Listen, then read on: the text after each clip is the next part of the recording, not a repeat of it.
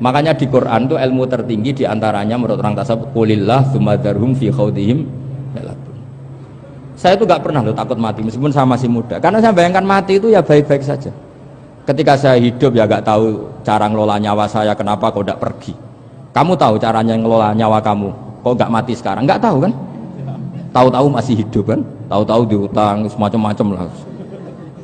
Sebenarnya kita zaman hidup pun gak tahu cara ngelola nyawa kita, cara kerja jantung kita, cara kerja paru-paru kita. Nanti setelah kita mati pun gak tahu caranya hidup ketika kita.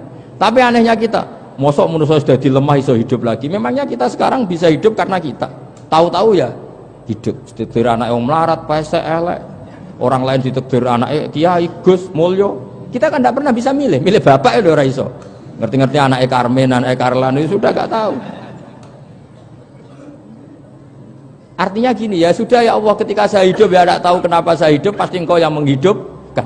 Ketika saya mati juga gak tahu kenapa saya mati, pasti Engkau yang menghidupkan dan mematikan. Maka saya akan baik-baik saja di akhirat, karena ketika di dunia Tuhannya yang Engkau, ketika di akhirat Tuhannya, dan sifat Engkau tidak akan rubah, tetap arhamur rahimin. Makanya dulu wali-wali itu kalau mau mati ya santai aja. Said Umar bin Abdul Aziz itu ulama-ulama dulu kalau mau meninggal itu, kalau keluarganya nangis marah besar. Memangnya mau kemana kamu nangisin saya? Lah kamu kan mau mati. Memangnya mau kemana kalau mati?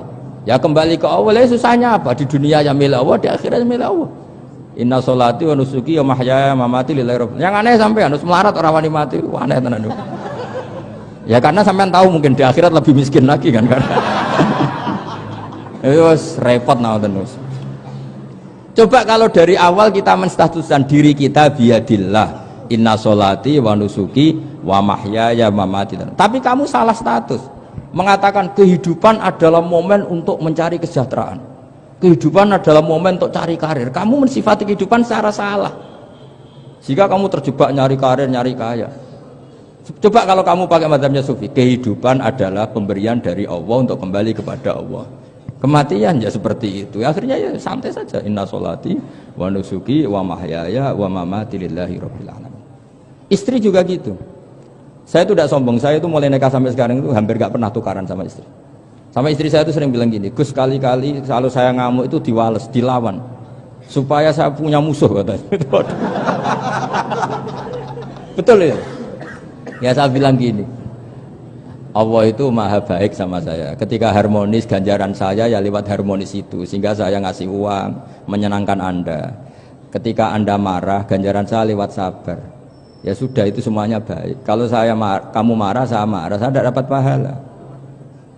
Makanya kalau kamu marah tak dengerin, ini cara Allah membuat pahala tanpa bayar kata saya. Justru kalau pas rukun itu untuk dapat pahala harus nyervis, jajak nukokno kelambi mahal katanya. Boros itu pahala yang boros katanya.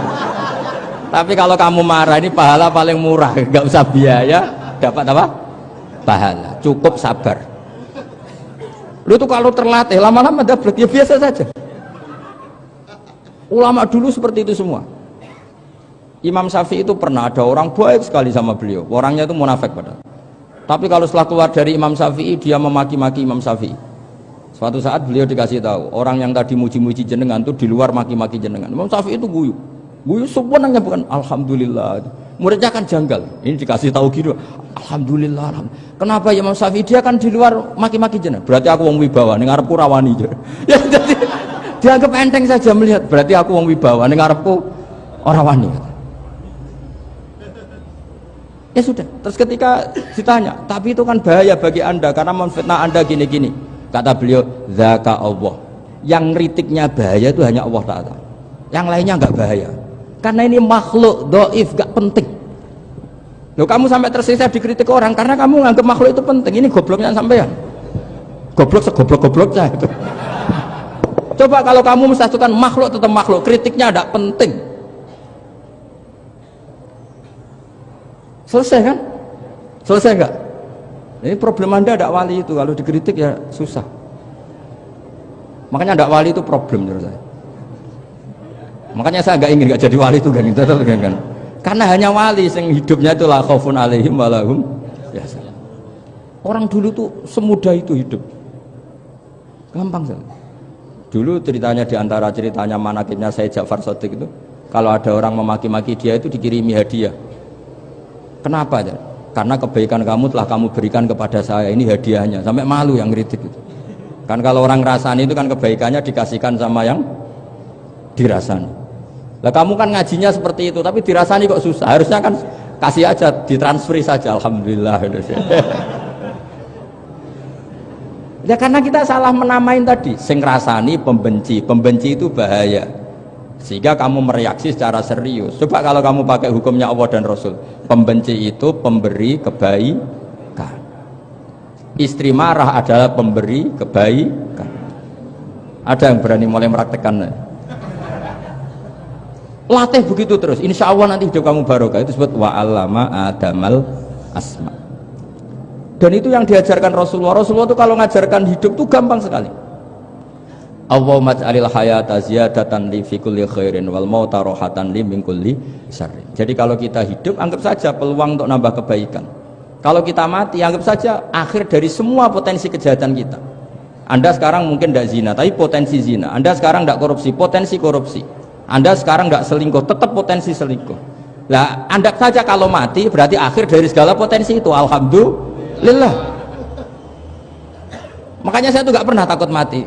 Karena saya misalnya setiap saat mati, ya saya nanti akan bilang, ya Allah, ini sudah mau mati, berarti mau akhir dari segala potensi keburukan saya. Alhamdulillah. Makanya itu ulama-ulama dulu kalau ada preman mati, saya guys, tonggone ra gelem muni saya. Wah, preman kurang ajar. Saya guys, tonggone tetap ra gelem muni saya. Padahal kiai ini muni, saya guys pun mati, pun mboten saged macam-macam niki pasti. Karena dia dengan mati berarti rohatan mengguli syarrin, keburukannya tidak terulang lah. Lah keburukan nggak terulang lagi itu saya apa buruk? Saya. Makanya kiainya minta saya nggih niki tonggone cek menengahin. Saya nggih menengahin. Makanya suatu saat kalau ada gitu kamu harus bilang apa? Saya pun mboten jahat malih pun mati. Jadi kayak apa coba? Coba sekali-kali statuskan kalau al hayat adalah ziyadatan lana fi kulli khairin. Al maut adalah rohatan lana min kulli syarrin. Sehingga kita hidup ya happy, mati juga happy, gak masalah. Terus kayak misalnya mendingin, tapi anak bojoku piye? Memang selama hidup anak bojo bahagia. Ketoknya ya tambah musibah ya cok. Malah sombong lagi kamu, seakan-akan kamu Tuhan yang bisa mensejahterakan manusia. Wong isih urip buat bojomu wis ndonga muga-muga nang mati malah. Karena gak jelas. Dan ini penting, ini saya utarakan. Jadi ini saya cicil juz 1 wa 'allama adamal asma. Makanya kata Rasulullah, ala ta'jabuna kaifa yusrifu wa annisat ma quraisin wa dhamma. Ini penting, nama itu penting. Karena sekali nama ini salah, coba misalnya orang sepakat darani Fir'aun itu wujida ba'da alam yakun. Fir'aun itu ada yang dulu-dulunya tidak ada. Hal ata alal insani hinum minad dahri lam yakun syai'am mazkur.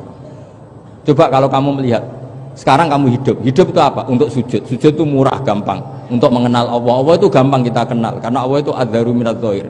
Adzaru dzahir itu Allah, zat yang begitu jelas. Lah mati itu mau apa? Ya menuju Allah. Hidup menyaksikan Allah, mati menyaksikan Allah, itu nyaman. Yang menjadi tidak nyaman karena kamu salah bikin status. Hidup untuk menggapai cita-cita, untuk sukses. Wong komunis yo muni ngono, lonte yo muni ngono, copet yo muni ngono.